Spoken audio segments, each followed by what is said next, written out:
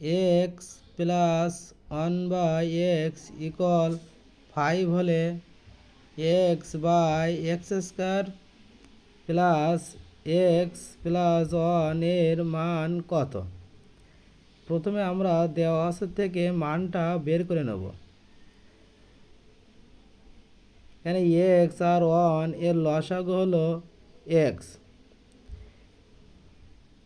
এই এক্সের নিচে 1 আছে, এই 1 দিয়ে আমরা এই এক্সকে ভাগ করব, তাহলে এক্স হয়। সেই এক্স এই এক্সের সাথে গুণ করলে হয় এক্স স্কোয়ার, এই প্লাস এখানে এক্স দিয়ে এই এক্সকে ভাগ করলে হয় 1, সেই 1 উপরের সাথে গুণ করলে হয় 1 ইকুয়াল 5।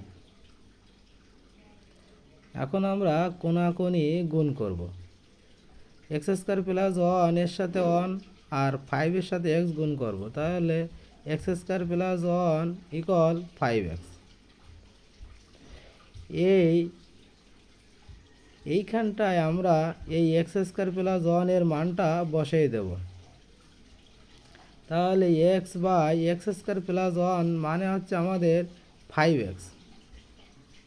আর এইখানে যেই প্লাস এক্স আছে এই প্লাস এক্সটা বসাই দিলাম।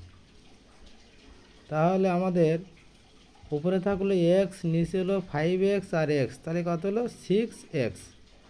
এক্স এক্স কাটে গেল, তাহলে উপরে থাকে 1 বাই নিচে থাকে 6, 1/6। তাহলে আমাদের ঘ নম্বর অ্যান্সার।